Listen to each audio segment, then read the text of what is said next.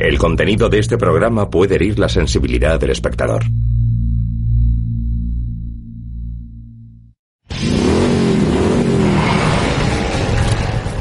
Son un ejército de forajidos. En la actualidad hay entre 2.500 y 4.000 ángeles del infierno en el mundo. Muy organizado. Son la mafia sobre ruedas. Y extremadamente violento. Pueden usar bombas incendiarias, francotiradores. Pero, ¿quiénes son los ángeles del infierno? Es un sindicato del crimen internacional despreciable y violento. ¿Son realmente peligrosos? Cuentan con unos 1000 miembros que harán todo lo posible por ayudar a los demás, incluyendo matar a alguien. ¿Es su reputación de rebeldes descontrolados una mera cortina de humo para ocultar unos objetivos más secretos y aterradores? Si se pregunta si los ángeles del infierno tienen la capacidad de infiltrarse en nuestro gobierno, deje de preguntárselo. La tienen. Hay quien cree en la existencia de un libro. Un libro que contiene los secretos mejor guardados de los Estados Unidos de América. Un libro cuya existencia solo conocen unos pocos elegidos. Pero si tal libro existe, ¿qué contiene? ¿Historias secretas? ¿Miembros secretos? ¿Delitos secretos? ¿Existe realmente el libro de los secretos? El libro de los secretos. Los ángeles del infierno. Moteros salvajes. El gobierno estadounidense calcula que existen entre 300 y 500 clubes de moteros que suman unos 20.000 miembros de pleno derecho. Y otras 200.000 personas relacionadas con ellos. Pero desde hace 6 décadas, ninguna banda de moteros ha sido más temida que los ángeles del infierno. Son la mayor y más poderosa banda de moteros del mundo. A muchos otros moteros les gustaría ser ángeles del infierno, pero no todos lo consiguen. Y su única opción es fundar otra banda de moteros. El problema es que si no muestran abiertamente su subordinación a los ángeles del infierno, tendrán problemas con ellos. En la actualidad hay entre 2.500 y 4.000 ángeles del infierno en el mundo. Están en todos los continentes, excepto en la Antártida. Para convertirse en un ángel del infierno, tienes que ser blanco, latino o asiático y hombre. Tener al menos 21 años. Y una moto estadounidense con un motor de al menos 1000 centímetros cúbicos. Aunque los ángeles del infierno mantienen su lista de miembros en secreto, sí sabemos que la mayoría de ellos comparten su desconfianza por las figuras que representan la autoridad. Y por supuesto, comparten la pasión por conducir motocicletas. No hay nada como subirse a una moto, salir a la carretera y hacer lo que quieras hacer. Todo eso de la libertad y todo lo demás no son clichés, es cierto. Es difícil no gritar de alegría cuando te subes a una Harley. La carretera ante ti, la libertad, los Estados Unidos, estar en la naturaleza y sobre una máquina al mismo tiempo. Sin embargo, con los años, los ángeles del infierno se han ganado una temible reputación por ser leales, duros y tener muy mal genio. Una de las reglas que todas las bandas de moteros han de obedecer es no aguantar insultos y nunca dejar que un hermano de club pelee solo. Los he visto muchísimas veces pegar a otros clientes en un bar, solo por mirarlos mal.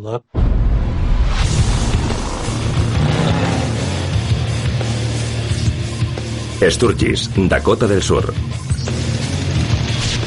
Cientos de miles de moteros y sus damas en bikini se reúnen para compartir una semana de viajes, carreras y juergas. La concentración motera de Sturgis es la mayor y mejor de los Estados Unidos y probablemente de todo el mundo. Sturgis es una semana de absoluta locura. Desenfreno, sexo, motos y portarse mal. No intenten esto en casa. Lo que ocurre en Sturgis no es apto para todos los públicos. Desde luego hay cosas que son solo para adultos. Allí puede pasar de todo. 10 de agosto de 2011. En medio de un ambiente festivo, varios miembros de los mongoles, una conocida banda de moteros con sede en el sur de California, se reúnen en un restaurante llamado Jack el Tuerto. Los mongoles estaban un poco alterados, llevaban tiempo bebiendo y estaban montando bastante alboroto.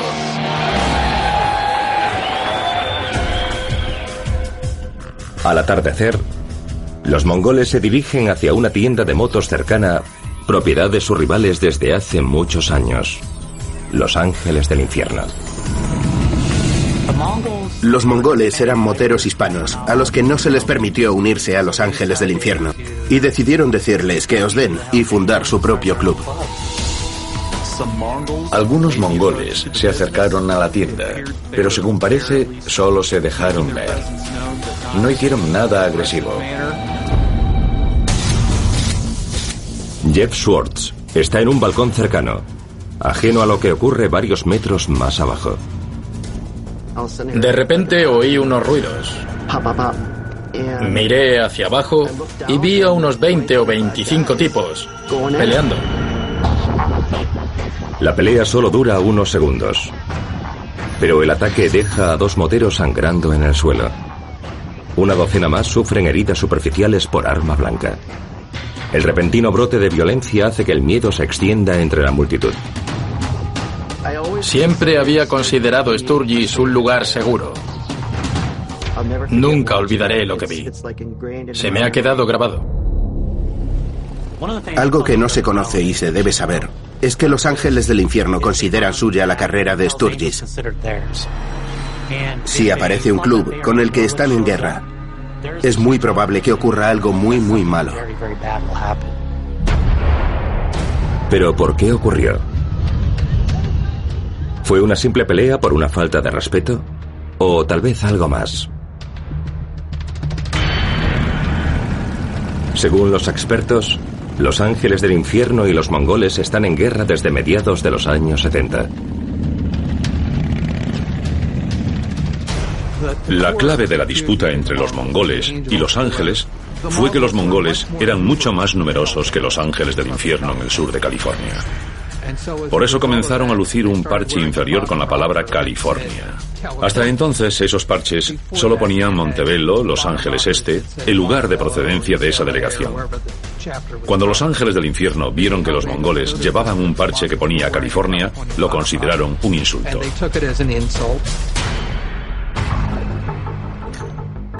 Los Ángeles del Infierno no iban a dejar impune aquel insulto.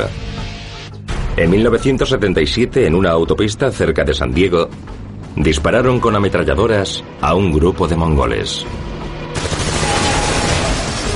matando a 2 miembros de la banda rival. Pero para asegurarse de que recibían su mensaje, los ángeles hicieron explotar un coche bomba durante el funeral de un miembro de los mongoles. Y eso no fue todo. Antes de un mes, los mongoles sufrieron 3 atentados y nunca han olvidado esas 3 bombas. Cuando esas guerras empiezan, ya nunca terminan.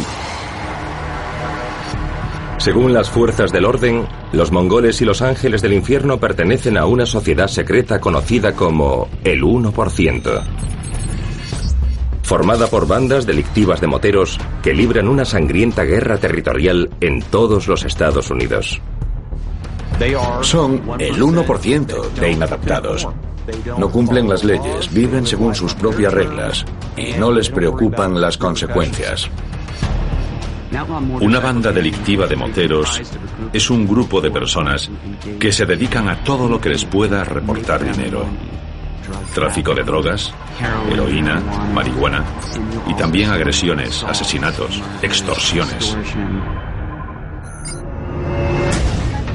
¿Pero son los Ángeles del Infierno otra banda más de moteros con tendencias violentas? ¿O podrían representar una amenaza mayor? Si existiese un libro de los secretos de los Estados Unidos, el gran secreto de los ángeles del infierno sería que son la mafia sobre ruedas. Algunos de sus miembros tienen trabajos normales, corredores de bolsa, pilotos. Esa es su personalidad pública. Pero también sabemos que negocian con armas, cometen asesinatos a sueldo, han dado palizas a personas que intentaron dejar el club.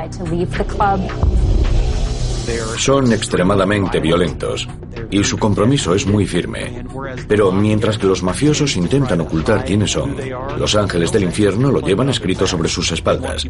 Quieren que la gente sepa quiénes son y lo utilizan como un factor de intimidación. Los ángeles y sus simpatizantes insisten en que los delitos son cometidos por individuos concretos y que no se debería juzgar a todo el club por los delitos que cometen algunos de sus miembros. ¿Pero son los ángeles del infierno víctimas de una publicidad negativa? ¿O terroristas que operan en los Estados Unidos? ¿Cómo se convirtieron los ángeles del infierno en la banda delictiva más conocida en los Estados Unidos?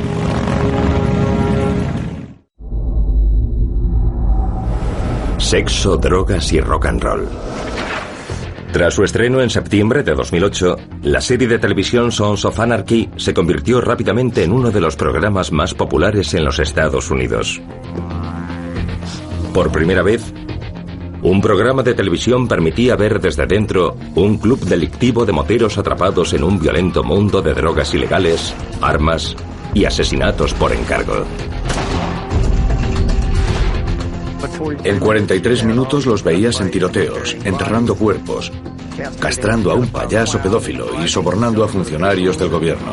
Y todo eso en un solo día.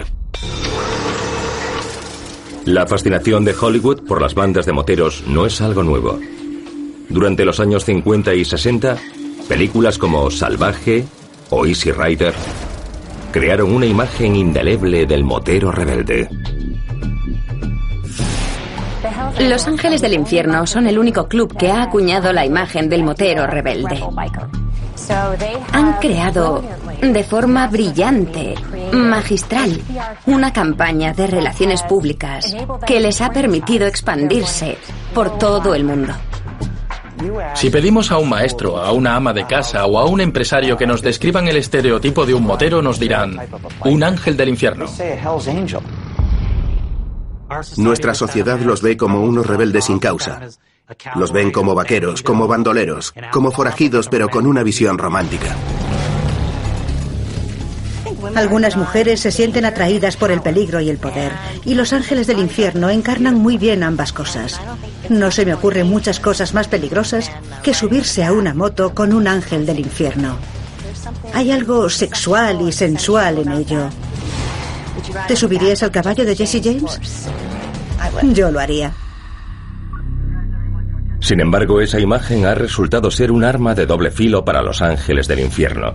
Su reputación les ha permitido crecer, pero también han sido perseguidos por ella.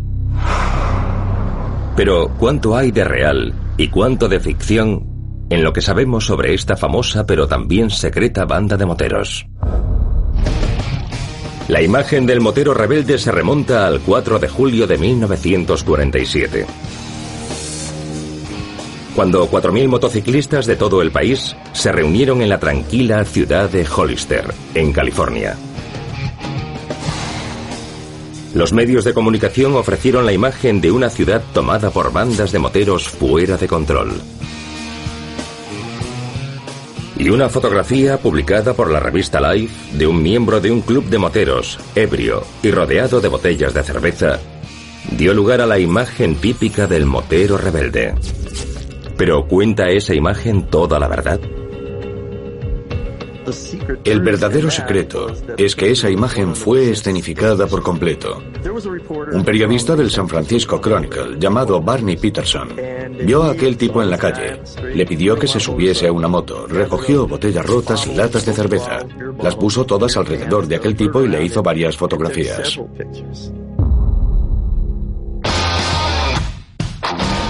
A raíz de lo ocurrido en Hollister, uno de los moteros que asistieron al evento, Otto Friedli, formó un nuevo club motociclista en San Bernardino, California.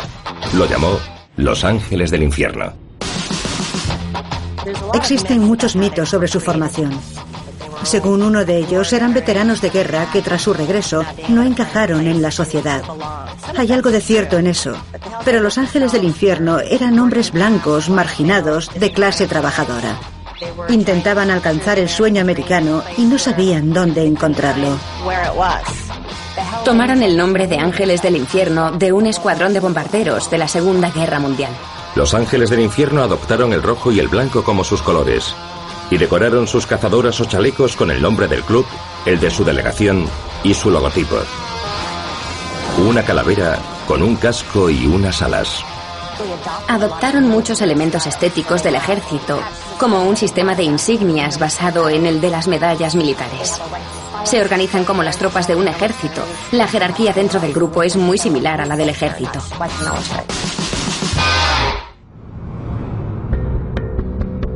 El club creció rápidamente. Se fundaron nuevas delegaciones por toda California y en los años 60 incluso en el extranjero. Pero la mayoría de la población no supo de la existencia de los Ángeles del Infierno hasta 1964, cuando la policía de Monterrey, California, acusó a 4 miembros de Los Ángeles de violar a 2 chicas adolescentes. Los políticos locales y estatales exigieron que se tomasen medidas, propiciando la primera investigación policial oficial sobre el club. Thomas Lynch era el fiscal general del estado de California en 1965 y publicó el Informe Lynch, un documento escrito con un estilo bastante dramático, como si fuese ficción. El Informe Lynch retrata a Los Ángeles del Infierno como una verdadera amenaza para el estado de California y puso a mucha gente en su contra. Aunque los cargos de violación fueron retirados, el New York Times y la revista Time y Newsweek publicaron las escabrosas acusaciones, y Los Ángeles del Infierno pasaron a ser conocidos por todos. Pero la imagen de Los Ángeles del Infierno como delincuentes peligrosos y violentos se consolidó en 1969, cuando los Rolling Stones los contrataron para encargarse de la seguridad de un concierto a las afueras de San Francisco. Los Rolling Stones no tenían ni idea de lo que ocurría hasta que subieron al escenario. Se dieron cuenta de que Los Ángeles del Infierno estaban consumiendo drogas y era muy probable que alguien saliese herido. Y no solo eso, una persona fue asesinada. Nadie volvió a apreciar a Los Ángeles del Infierno. Fueron presentados como hippies malos, como la familia Manson, una reputación de la que no se han librado desde entonces. Pero aunque la atracción que despertaban en Hollywood se desvaneció, un miembro de Los Ángeles del Infierno transformó el club de moteros en el mayor y más poderoso del mundo. Su nombre, Ralph Sonny Barger. Estoy convencido de que, de no haber sido por Sonny Barger, hoy Los Ángeles del Infierno no existirían. Creo que fue enormemente importante para la historia de la organización. Sonny Barger se convirtió en un ángel del infierno a los 19 años y no tardó en convertirse en el presidente de Los Ángeles de Oakland. Bajo el liderazgo de Sonny Barger, el número de ángeles del infierno aumentó drásticamente, y también su poder, mediante la absorción de otros clubes más pequeños pertenecientes al 1%. Cuando se convirtió en presidente del club en 1958, este contaba con unos 200 miembros. Una década más tarde, ya había superado los 1000. Según las fuerzas del orden, además Los Ángeles sumaron a sus actividades delictivas el tráfico de armas y drogas, especialmente LSD y metanfetamina. Aunque varios miembros del club fueron arrestados y encarcelados, entre ellos Sonny Barger, el poder de Los Ángeles del Infierno siguió aumentando. Los Ángeles del Infierno consiguen que no se descubran muchos de los crímenes que cometen, porque a la gente le da miedo declarar en su contra. El gobierno federal intentó sin éxito durante años infiltrarse en Los Ángeles del Infierno, hasta que un agente consiguió ganarse su confianza convirtiéndose él mismo en uno de ellos.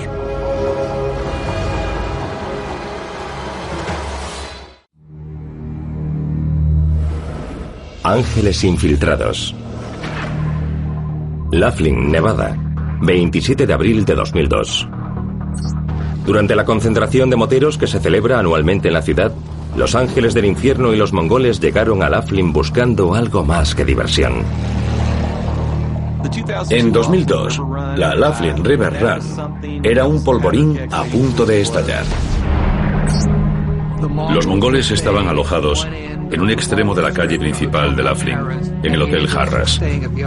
Y los ángeles se alojaban en el otro extremo de la calle, en el Hotel Flamingo.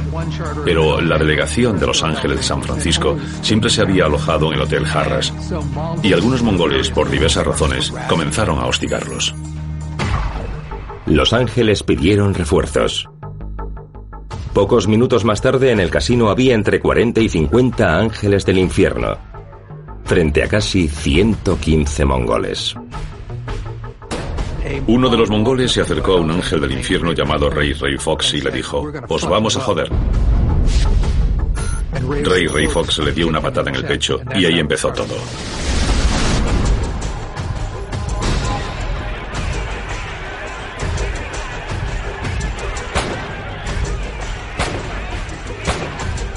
Las grabaciones de seguridad muestran a varios hombres disparando mientras otros se atacan con cuchillos.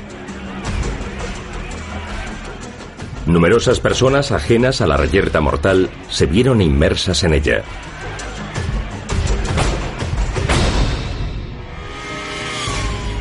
Cuando todo terminó, habían muerto 3 hombres. Casi una docena más fueron trasladados al hospital. Durante el registro efectuado en el casino, se encontraron en el suelo 9 pistolas y 65 armas blancas, además de varios martillos y otras herramientas pesadas. La población no puede comprender lo que ocurre. En buena medida solo lo hacen cuando ven sus efectos. Podemos ver impasibles accidentes de tráfico o tragedias en las noticias o los periódicos. Pero los efectos destructivos de los crímenes violentos son muy reales. ¿Fue otra batalla territorial espontánea? ¿O, como opinan los ángeles, un ataque planeado por los mongoles para hacerse un nombre en Nevada? Hay quien cree que la verdad es aún más inquietante y que el altercado fue instigado por agentes infiltrados que trabajaban para la Agencia de Alcohol, Tabaco y Armas de Fuego. La ATF sabía lo que estaba pasando. Si fueron los instigadores de lo ocurrido o no, es uno de los muchos secretos de la ATF. Varios agentes de la ATF vieron cómo se iba gestando la pelea durante más de 1 hora en las salas de vigilancia del Hotel Harrah's. Me han dicho, y creo que es muy probable, que 2 confidentes infiltrados de la ATF estaban en el casino en el momento en que comenzó la pelea. Si varios agentes que trabajaban para el gobierno federal provocaron el tiroteo de Laughlin o permitieron que sucediese, es posible que hayan realizado otras acciones cuestionables durante sus investigaciones sobre las bandas delictivas de motoristas. Durante los años 80 y 90, las fuerzas del orden, tanto nacionales como locales, intentaron en vano reclutar confidentes o infiltrar a agentes de incógnito entre los ángeles del infierno. El presidente del club, Sonny Barger, se jactaba de que era imposible que alguien se infiltrase entre los ángeles. Si es tan difícil infiltrar agentes entre ellos, es porque someten a cada aspirante a una supervisión insoportablemente larga. Sonny Barger decía que podía ser tan larga como fuese necesario, y eso siempre ha sido un obstáculo para la policía, porque no disponen de años y años para infiltrarse. Son increíblemente paranoicos y escépticos. Todo lo que dices, haces, la ropa que usas, cómo hablas, la moto que montas, el coche que conduces, la gente que frecuentas, dónde vives, el aspecto de tu casa. Lo revisan absolutamente todo en busca de alguna pista que les indique si eres o no de fiar. La situación empezó a cambiar a raíz del tiroteo de Laughlin. La ATF decidió poner en marcha la operación Black Biscuit. La operación Black Biscuit fue una operación encubierta muy sofisticada de la Agencia de Alcohol, Tabaco, Armas de Fuego y Explosivos. Su objetivo era capturar a los Ángeles del Infierno de Arizona y, no menos importante, infiltrarse en los Ángeles del Infierno tan cerca de Sonny Barger como fuese posible. El agente de la ATF escogido para dirigir a los agentes encubiertos fue Jay Dobyns, una antigua estrella del fútbol americano universitario con 15 años de experiencia en la agencia. Dobyns asumió la identidad de Jay Bird, un miembro de los Solo Angels que esperaba ser aceptado en los Ángeles del Infierno. Me hice pasar por una persona violenta, un asesino a sueldo, alguien que tenía contactos con traficantes de armas, que podía traficar con drogas y encargarse de realizar trabajos violentos en nombre del club. Dobyns ideó un plan para convencer a los Ángeles del Infierno de que lo aceptasen como un miembro de pleno derecho. Organizar el falso asesinato de un miembro de una banda rival escondido en México. Convencí a los Ángeles del Infierno de que había cometido un asesinato en nombre de la banda. Vestimos a un miembro de nuestro equipo con la indumentaria propia de los mongoles. Lo llevamos al desierto y un detective de homicidios creó para nosotros una escena del crimen, con sangre y masa encefálica, así como una víctima metida en una tumba poco profunda con las manos y los pies atados con cinta adhesiva. 2 días más tarde, Dobyns regresó con fotografías de la escena del crimen y con el chaleco de cuero de la víctima con los colores de su banda. Llevé pruebas físicas a los Ángeles del Infierno para demostrar que había cometido un asesinato. Algo que pudiesen ver y tocar, algo que les pareciese totalmente real. Una vez convertido en miembro del club, Dobyns se convirtió en uno de los pocos que ha podido ver desde dentro las intenciones secretas de los Ángeles del Infierno. Cuando alguien me dice que los Ángeles del Infierno no son más que un grupo de matones, mi respuesta es: da la vuelta y sal corriendo tan rápido como puedas. Ese es el secreto con el que se ríen de nosotros. Lo cierto es que son una organización criminal internacional despreciable, violenta y cruel, que no se detendrá ante nada para defender su club, el nombre de su club y a cualquiera de sus miembros.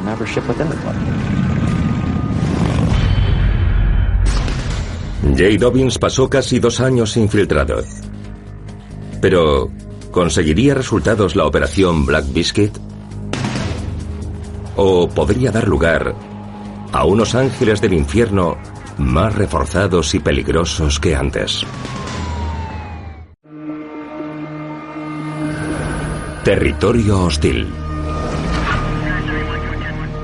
El 8 de julio de 2003, la operación Black Biscuit terminó con acusaciones contra 16 miembros y colaboradores de los Ángeles del Infierno. Entre ellos 3 presidentes de delegaciones por cargos relacionados con el crimen organizado, armas, drogas y asesinatos. Pero antes de que los casos pudiesen ser juzgados, los abogados defensores argumentaron que los confidentes del gobierno se habían desacreditado por consumir drogas ilegales y participar en actividades delictivas. Las autoridades federales se vieron obligadas a retirar todos los cargos. Las luchas internas dentro del gobierno sobre la forma de presentar el caso ante los tribunales llegaron a ser tan intensas y tan acaloradas que nos cargamos nuestro propio caso. Una década más tarde, Dobyns sigue desilusionado por el resultado de su misión encubierta. Me encantaría decir que mi labor fue tan importante que los Ángeles no han vuelto a ser lo que eran. Pero lo cierto es que hoy son más fuertes, más numerosos y más poderosos que entonces. En la actualidad, los Ángeles del Infierno consideran sus enfrentamientos con el gobierno federal otra faceta más de sus negocios. Pero existe una preocupación mucho mayor tanto para los Ángeles del Infierno como para el pueblo estadounidense. La amenaza creciente que representan otras bandas delictivas de moteros y la guerra secreta que se libra en las calles por el control del tráfico de drogas. Sparks, Nevada, 23 de septiembre de 2011. Jethro Pettigrew, presidente de la delegación de los Ángeles del Infierno de San José, California, es asesinado a tiros en el John Ascuagas Nugget Casino.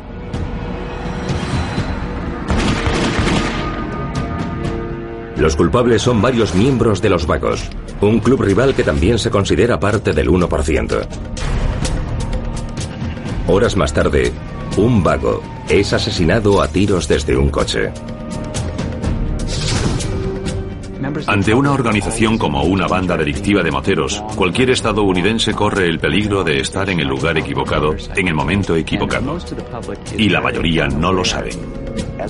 Como sociedad no podemos permitir que la violencia entre bandas llegue a las zonas donde viven nuestras familias, donde viven nuestros hijos. Aunque el incidente de Sparks terminó sin más derramamiento de sangre, las bandas delictivas de moteros siguen sumidas en una guerra sin fin. Los mayores clubes y también los más violentos son los llamados cuatro grandes. Los outlaws o forajidos, los bandidos, los paganos y, por supuesto, los ángeles del infierno.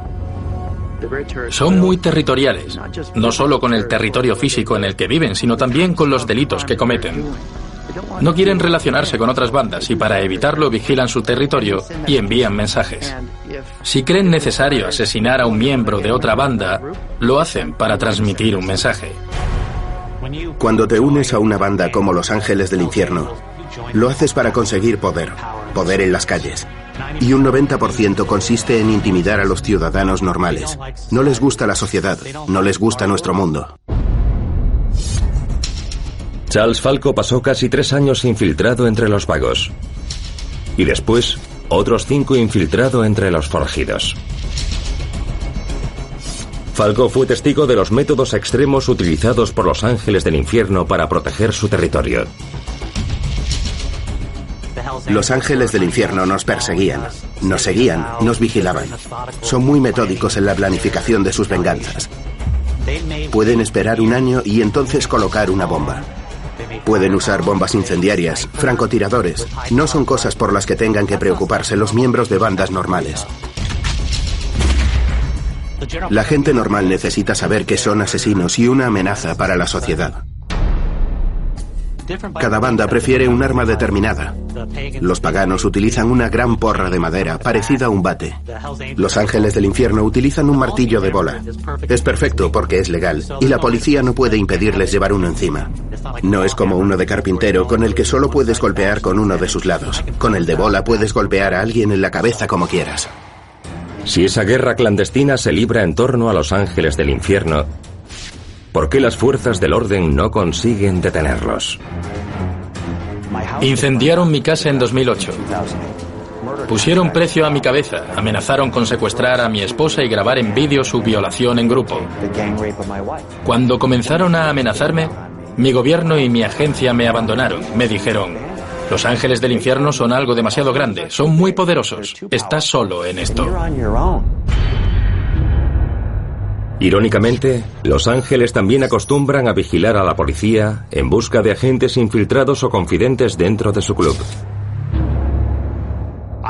He visto fotografías mías y de mi coche sin distintivos policiales en las casas de varios miembros de bandas de motoristas. Los Ángeles también han utilizado a sus damas y otras amigas del club para infiltrarse entre las fuerzas del orden. Algunas han trabajado como operadoras en dependencias policiales para conseguir información con el mismo propósito que un agente federal podría utilizar a un confidente. Pueden contar con traidores dentro de las fuerzas del orden. Cuentan con numerosas personas y contactos que hacen cosas por ellos. Si le preocupa o se pregunta si los Ángeles del Infierno se han infiltrado en nuestro gobierno o tienen la capacidad de hacerlo, deje de preguntárselo.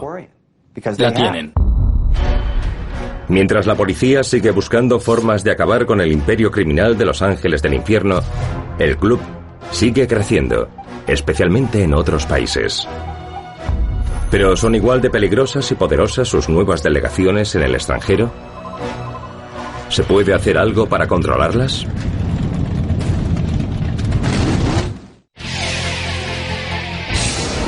Terror sobre 2 ruedas. Hace medio siglo, los Ángeles del Infierno eran un grupo caótico de rebeldes a los que solo interesaban las motos, el alcohol y las chicas. Hoy en día, el club es un imperio global con más de 100 delegaciones en 25 países de todo el mundo. Estas bandas son un producto norteamericano. Allá a donde vayas, si entras en cualquier delegación del club, verás exactamente lo mismo. Se han expandido para poder controlar el narcotráfico. Su misión es convertirse en la banda dominante y absorber a otras bandas para integrarse en el gran club rojo y blanco. Conforme sus fondos y su poder en otros países han ido aumentando, también lo ha hecho la violencia. Durante una guerra territorial en Canadá, en la que participó la delegación de Quebec de Los Ángeles del Infierno, no solo se utilizaron fusiles militares de asalto, sino también bombas y lanzacohetes. Se calcula que esa guerra ha dejado unos 160 muertos e incontables mutilados o heridos. Entre ellos, personas inocentes. Son el equivalente de los cárteles en México. Hay ángeles del infierno que ostentan en su chaleco la insignia Filthy Few, algo así como los más indecentes. La explicación pública es que la llevan los pocos que permanecen en sus fiestas hasta que han terminado. La verdad es que solo consigues esa insignia si has cometido un asesinato en su nombre. En 1981, el gobierno estadounidense declaró a Los Ángeles del Infierno banda criminal organizada. Y desde 2012, prohíbe la entrada en el país de miembros de delegaciones extranjeras. Pero el 16 de agosto de 2012, Los Ángeles del Infierno presentaron una demanda contra el Departamento de Seguridad Nacional para que esa designación criminal se retirase de forma oficial.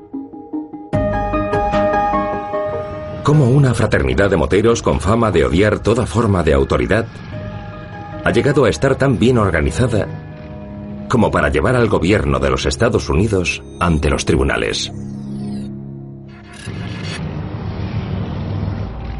Los Ángeles del Infierno tienen tanto dinero que pueden contratar a los mejores abogados y enfrentarse a cualquier acusación que se haga contra ellos. Pero solo te permiten ver aquello que quieren que veas. Existen unas 240 delegaciones del club y cada una es autosuficiente, así que sus fondos no están centralizados.